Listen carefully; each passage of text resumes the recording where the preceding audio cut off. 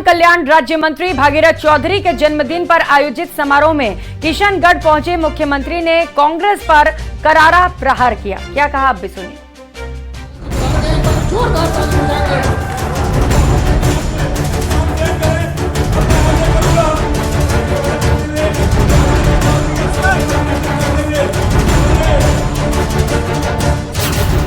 CM Bhajanlal का कांग्रेस पर प्रहार। कांग्रेस ने जिस तरह से किसान को धोखे में रखा, इन्होंने हमेशा ईआरसीपी की जिक्र की, लेकिन कभी इन्होंने फिक्र नहीं की। कांग्रेस ने देश प्रदेश का किया बंटाधार। जरा अपना राज भी देख लीजिए कि आपका राज क्या था, आपने क्या किया, देश को कितने आर्थिक ढांचा खराब करके आप गए थे, कितना इस राजस्थान के ऊपर कर्जा था। पीएम मोदी के नेतृत्व में देश का हो रहा विकास। उस नरेंद्र से इस नरेंद्र तक सपना हो रहा साकार। मुख्यमंत्री भजनलाल शर्मा ने किशनगढ़ में कांग्रेस पर जमकर निशाना साधा। केंद्रीय कृषि राज्य मंत्री भागीरथ चौधरी के जन्म दिवस पर आयोजित कार्यकर्ता सम्मेलन में हिस्सा लेने पहुंचे सीएम भजनलाल ने कांग्रेस पर झूठ के सहारे लोगों को बरगलाने के आरोप लगाए। कांग्रेस के पास कुछ नहीं बचा। मैं कहता हूं, ये गरीबी हटाओ का नारा कब से दे रहे हैं? अरे भाई, सबसे ज्यादा इस देश में राज आपने किया है। गरीबी हटाओ का नारा जब आपके दादी जी या नानी जी वो भी देती थी और आपके पिताजी भी देते थे, बीच में और भी कई जगह आपकी माता जी ने भी दिया, और आज भी गरीबी हटाने का नाम दे रहे हैं। मुख्यमंत्री ने कहा कि कांग्रेस ने ईआरसीपी का जिक्र तो किया, लेकिन फिक्र नहीं की, जबकि उन्होंने सत्ता में आते ही ईआरसीपी योजना को मूर्त रूप देने का काम किया।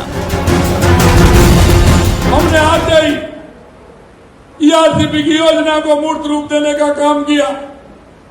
हमने उसमें समझौता करने का काम किया और हमारी ईआरसीपी की योजना का काम हमारा प्रारंभ हुआ है।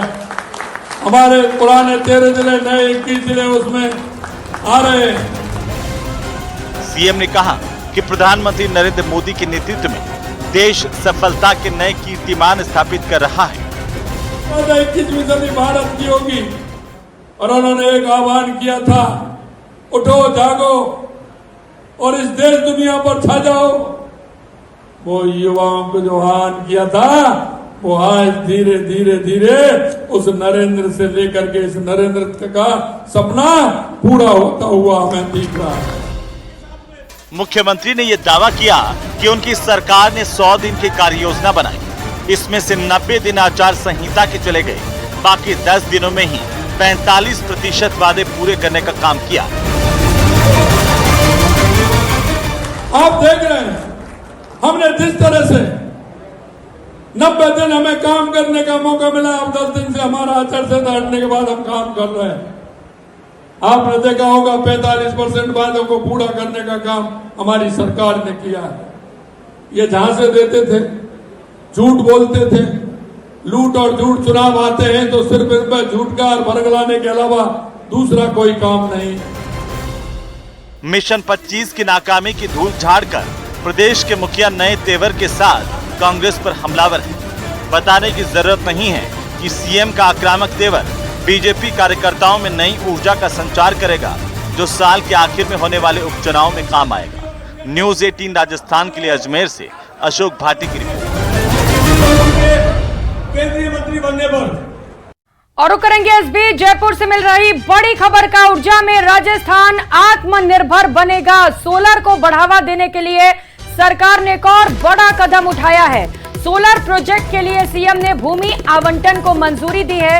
ऊर्जा के क्षेत्र में राजस्थान आत्मनिर्भर बनेगा। मुख्यमंत्री भजनलाल शर्मा की ओर से ये बयान सामने आए हैं। तो बड़ी खबर और अच्छी खबर इस वक्त आपके बता रहे हैं, जहां पर राजस्थान को ऊर्जा के क्षेत्र में आत्मनिर्भर बनाने की कोशिश की जाएगी। मुख्यमंत्री की ओर से ये बयान सामने आए हैं। बीकानेर में 2450 मेगावाट के 3 सोलर पार्क स्थापित किए जाएंगे। फलौदी में 500 मेगावाट के सोलर प्रोजेक्ट की स्थापना होगी। Rajasthan solar park development company NTPC renewable energy limited को लीज पर भूमि आवंटित की जाएगी। तो ऊर्जा के क्षेत्र में राजस्थान आत्मनिर्भर बनने वाला है।